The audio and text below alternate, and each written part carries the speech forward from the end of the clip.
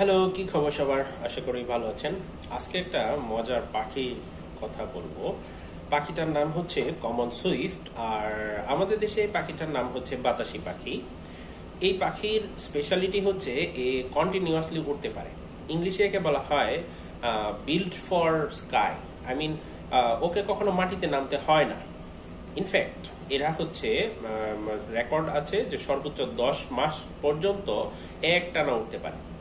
এখন তাহলে প্রশ্ন হচ্ছে, এই 10 মাস ধরে উঠতে উঠতে এরা খায় কি, কিভাবে গোসল করে, কিভাবে পানি খায়, কিভাবে ঘুমায়? সো লেটস সে ইট।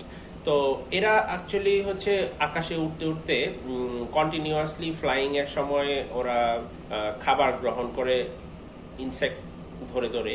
এই যেমন ধরেন বাতাসে বা আকাশে বা জলাশয়ের কাছে যে পোকামাকড় থাকে, এগুলো তারা উড়ন্ত অবস্থায় হচ্ছে ক্যাচ করে এবং খায়। আর পানি খাওয়ার বিষয়টাও একই রকম। তারা হচ্ছে জলাশয়ের উপর দিয়ে উড়ে যাওয়ার সময় স্কিং করে, আমরা যেটাকে আমরা অনেক সময় যে পুকুরের উপরে পাথর, পাতলা পাথর যেভাবে ঢিল ছুরি স্কিং করে, ওরা অনেকটা এভাবে স্কিং করে গোসল করে এবং পানিও খেয়ে নেয়।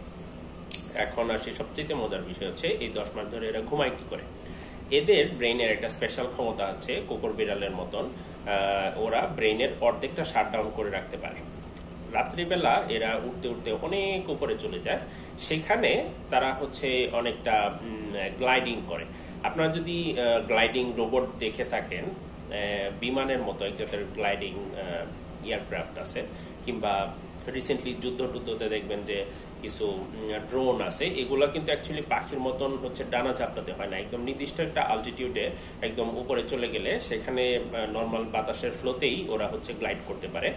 এক্স্যাক্টলি এই পদ্ধতিটাই হচ্ছে এই বাতাসি বা কমন সুইফটরা ইউজ করে।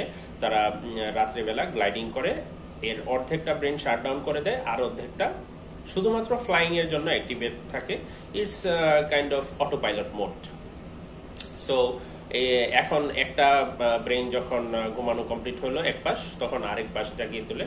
এভাবে এরা সর্বোচ্চ 10 মাস পর্যন্ত আকাশে উঠতে পারে। আর কমন সুইফট অ্যাকচুয়ালি আল্লাহ যেহেতু এভাবে তাদেরকে বানিয়েছে, এখন ইটস নট লাইক দ্যাট তারা মাটিতে আসতে চায় না, but more like they can't come to the land.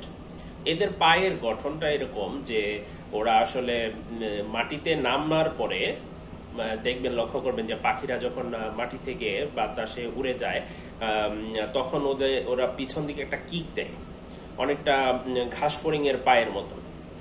এই কিকটা হচ্ছে তাকে এয়ারবর্ন হতে সহায়তা করে। তো সুইফটের পায়ের এই গঠনটা নেই, ওদের পায়ে এত শক্তি নেই যে ওরা মাটি থেকে কিক দিয়ে একদম উপরে যাবে, যার কারণে ওরা কখনোই মাটিতে নামে না। তবে কিছু কংক্রিটে ওদেরকে দেখা যায়। বেসিক্যালি আপনারা হচ্ছে শহর অঞ্চলে যারা থাকেন, তারা দেখবেন বিভিন্ন ফ্লাইওভারের কোঠরিতে বা বড় উঁচু বিল্ডিং এর কোঠরিতে এরা বসবাস করে। আর সাধারণত ল্যান্ডিং বলতে তারা ওইখানেই ল্যান্ড করে এবং এখান থেকে অনেকটা হচ্ছে জাম্প করে। জাম্প করার পরে হচ্ছে তারা উঠতে পারে। আর এই কমন সুইফটের লোগোটা আপনারা অনেকেই যারা প্রোগ্রামার আছেন, কম্পিউটার প্রোগ্রামার, সফটওয়্যার প্রোগ্রামার, তারা দেখে থাকবেন যে iOS সফটওয়্যার ডেভেলপমেন্টের জন্য যে ফার্স্ট যে প্রোগ্রামিং ল্যাঙ্গুয়েজটা ছিল, সেটার নাম হচ্ছে সুইফট, এবং এটার লোগোতেও কিন্তু সেই পাখিটাকে ইউজ করা হচ্ছে। কেমন লাগলো জানাবেন কমেন্টে। Like, comments and subscribe.